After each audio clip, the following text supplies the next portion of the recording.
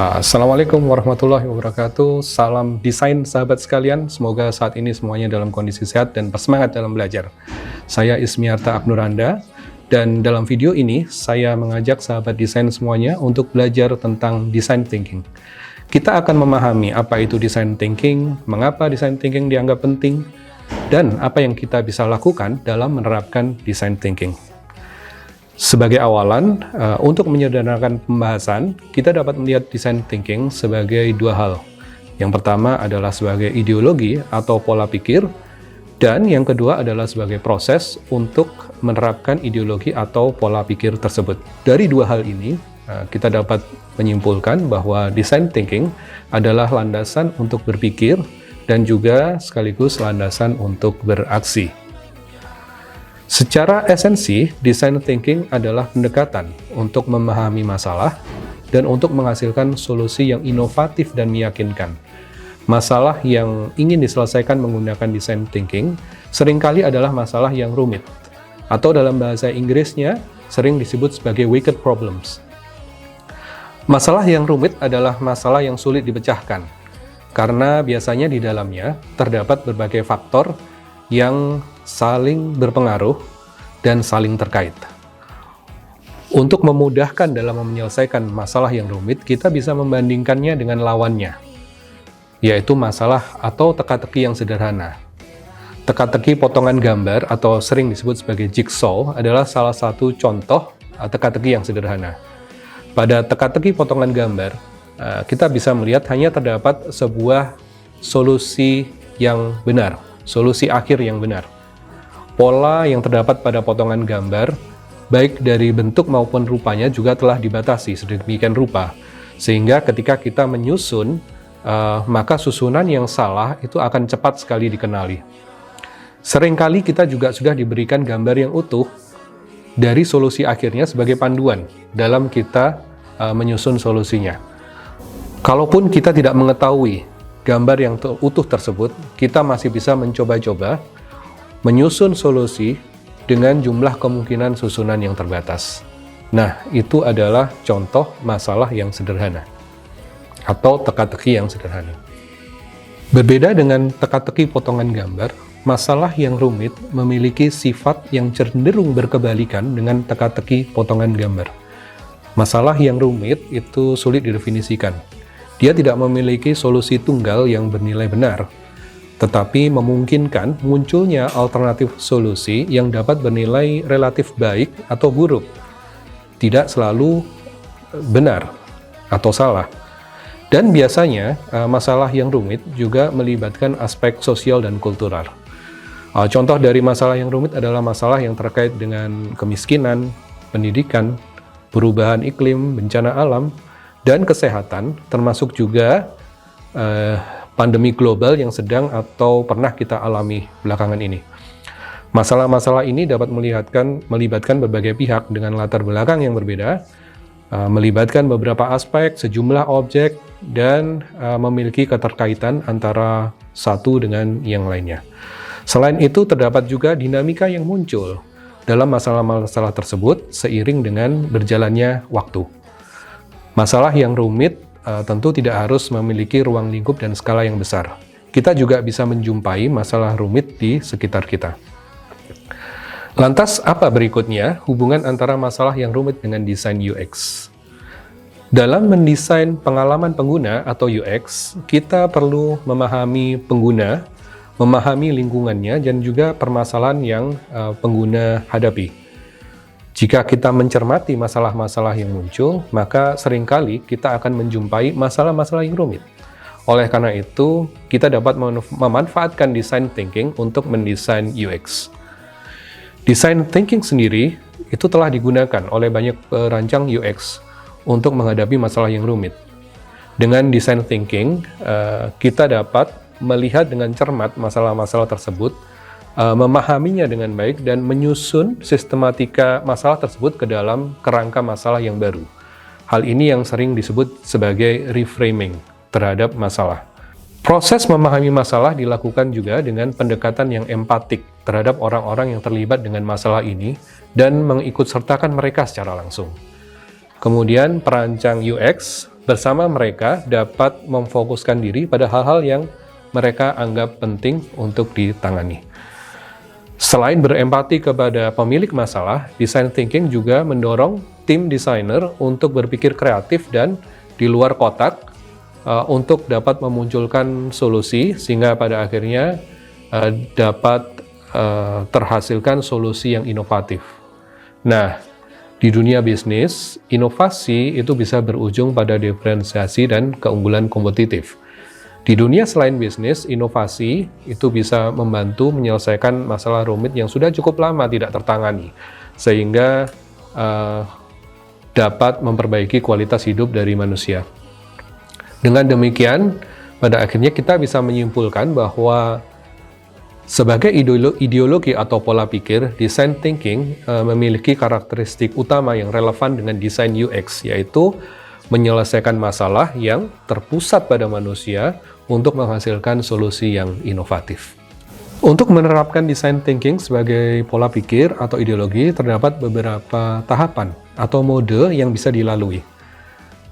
The Hasso-Plattner Institute of Design at Stanford, atau sering dikenal sebagai D-School, sebagai sebuah institusi yang terdepan dalam mengembangkan design thinking, mencoba menggambarkan design thinking sebagai proses yang terdiri dari 5 tahapan, yaitu yang pertama adalah empathize, kedua define, ketiga ideate, keempat prototype, dan kelima test. Secara logis, mulai dari memahami manusia dan permasalahannya dalam empathize sampai menguji solusi pada tes, kelima tahapan ini dapat dilaksanakan secara berurutan. Akan tetapi, pada kenyataannya sebenarnya tidak harus selalu demikian. Mereka juga dapat dilaksanakan secara non-linear atau tidak berurutan sesuai dengan kebutuhan. Oleh karena itu, terkadang istilah tahapan digantikan dengan istilah mode. Seperti ketika kita sedang mengoperasikan sebuah piranti bantu, ya, misalkan ponsel cerdas. Terkadang kita berada dalam, atau ponsel kita berada dalam mode tertentu seperti mode normal. Terkadang dia juga ada di dalam mode yang lain, seperti mode hening atau silent, mode dalam pesawat terbang, mode saat mengemudi, dan sebagainya. Yang semuanya bisa kita tentukan atau kita atur sesuai dengan kebutuhan. Selain itu, kadang-kadang beberapa tahapan atau mode ini juga dapat dijalankan secara paralel.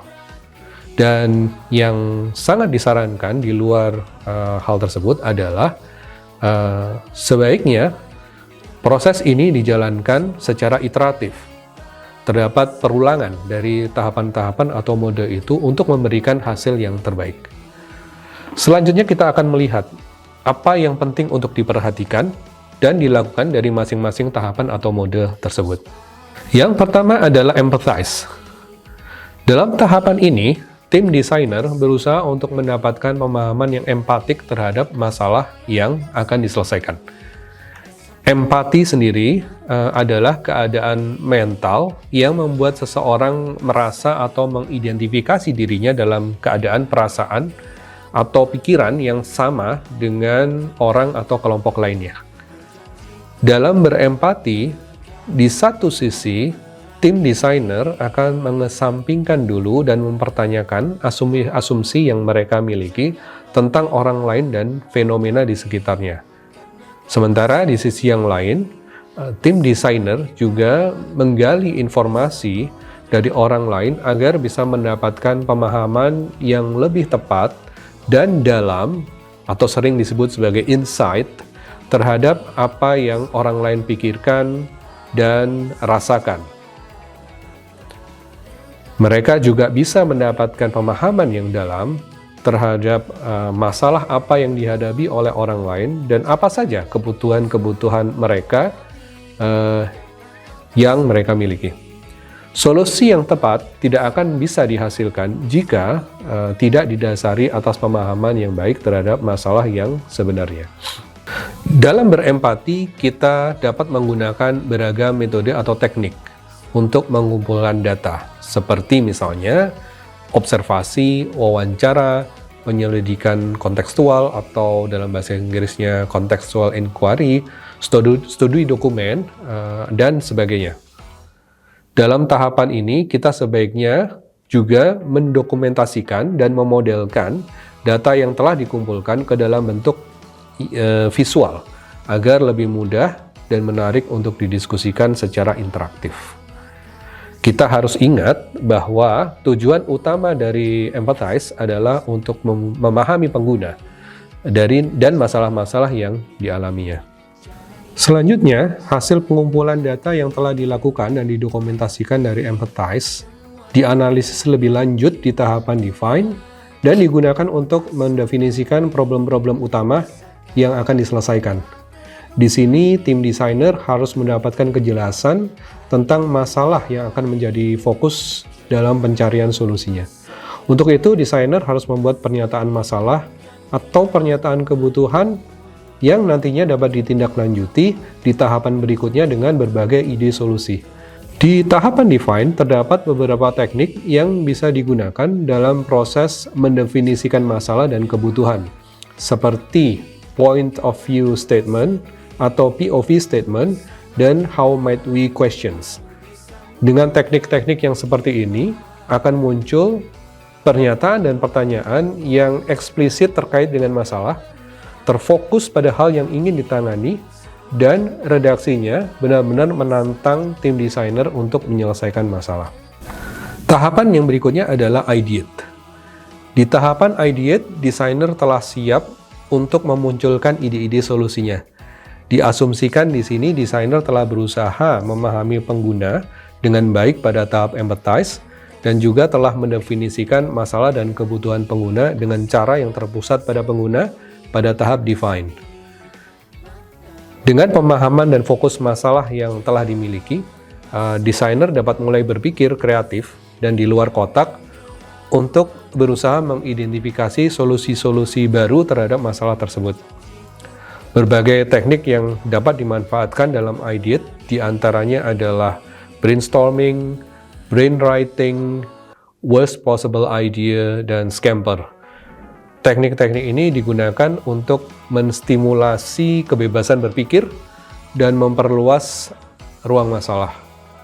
Penting diingat di sini bahwa di awal ideation, tim desainer sebaiknya memunculkan sebanyak-banyaknya ide solusi.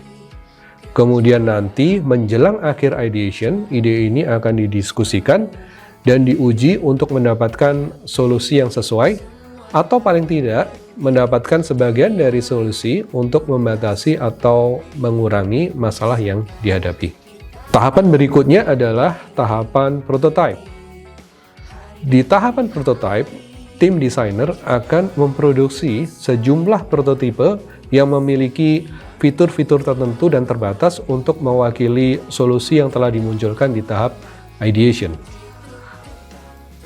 Prototipe ini sebaiknya dibuat dengan cara yang cepat dan murah, agar dapat segera didemonstrasikan kepada sejumlah orang atau pihak secara terbatas. Tahapan prototipe ini dan tahapan berikutnya, yaitu test, sering dikatakan sebagai tahapan eksperimental. Karena dalam dua tahapan ini, solusi didemonstrasikan, diuji, kemudian dia bisa diterima, atau harus diperbaiki atau ditolak berbasis pada pengalaman penggunanya. Ketika solusi harus diperbaiki, maka ia akan diuji kembali. Selanjutnya, ada tahapan test, dan pada tahapan ini, desainer dan evaluator menguji produk atau prototipe yang merepresentasikan solusi yang dianggap terbaik. Tes adalah tahapan terakhir dari model 5 tahapan design thinking. Akan tetapi, kita perlu ingat kembali bahwa design thinking adalah proses yang sebaiknya dijalankan secara iteratif. Hasil pengujian produk atau prototipe seringkali digunakan untuk mendefinisikan ulang problem atau memperjelas masalah yang belum terdefinisi dengan baik sebelumnya. Iterasi ini berguna untuk memberikan pemahaman yang lebih baik tentang pengguna, tentang kondisi penggunaan, dan tentang bagaimana pengguna itu berpikir, merasa, dan berperilaku. Iterasi juga dapat digunakan untuk menyeleksi solusi-solusi berdasarkan pemahaman yang lebih baik tentang pengguna dan kebutuhannya. Sahabat desain sekalian, sebagai kesimpulan di video ini kita telah mempelajari beberapa hal penting. Yang pertama, design thinking adalah pola pikir dan proses untuk memahami masalah secara empatik dan menghasilkan solusi yang inovatif. Design thinking dapat dimanfaatkan untuk proses perancangan UX. Yang kedua, terdapat 5 tahapan atau mode yang dapat dijalankan secara non-linear dan iteratif dalam menerapkan design thinking untuk memberikan hasil yang terbaik. Demikian apa yang bisa saya sampaikan di video kali ini. Tetap bersemangat dalam belajar, dan Assalamualaikum warahmatullahi wabarakatuh.